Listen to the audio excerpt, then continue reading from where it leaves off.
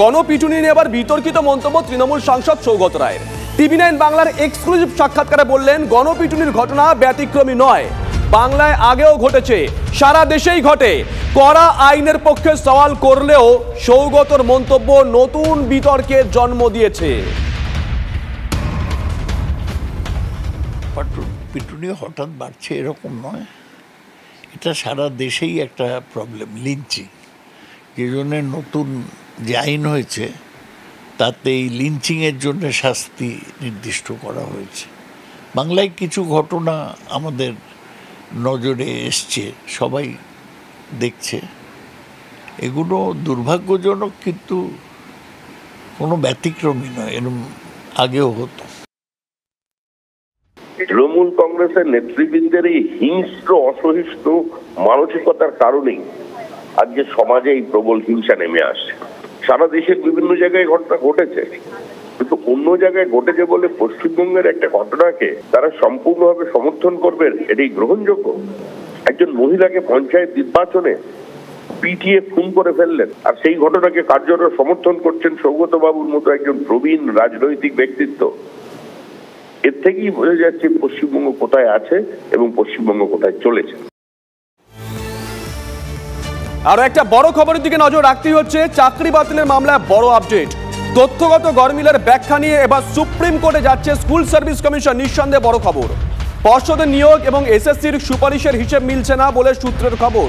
কেন হিসেব মিলছে না সেই উত্তর শীর্ষ আদালতে জানাবে এসএসসি। চাকরি বাতিল মামলার পরবর্তী শুনানি 16 জুলাই। তথ্যগত গরমিল ঢাকতে চাইছে কি এসএসসি, এমনও প্রশ্ন তুলছেন কেউ কেউ। গরমিলের ব্যাখ্যা দিয়ে কি চাকরি বাঁচাতে চাইছে এসএসসি, এমনও প্রশ্ন উঠছে। বোর্ড এবং স্কুল সার্ভিস কমিশন উভয়েই যখন এই মামলাগুলো কলকাতা হাইকোর্টে চলে তখন এফিডেভিট দিয়েছিল, এবং একে অপরের সঙ্গে যে এফিডেভিট দিয়েছিল তা কন্ট্রাডিক্টরি ছিল। সেই জন্য সেটার উপর ভিত্তি করে কিন্তু সিবিআই তদন্তেরও নির্দেশ হয়েছিল।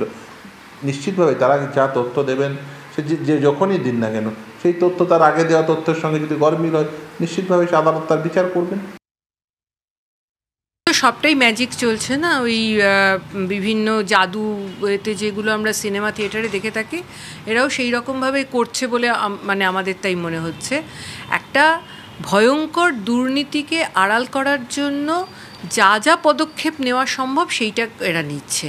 এরা কোনোভাবে পুরো ব্যাপারটাকে ধামাচাপা দেওয়ার চেষ্টা করছে, যার ফলে এখন কোনো রকম মধ্যশিক্ষা পর্ষদ আর এরা কমিশন এরা মিলে একটা ধামাচাপা দিয়ে কিছু একটা জায়গায় এগ্রিমেন্টে পৌঁছবে, দিয়ে সেটাকে প্লেস করবে কোর্টে, এটাই দাঁড়াচ্ছে।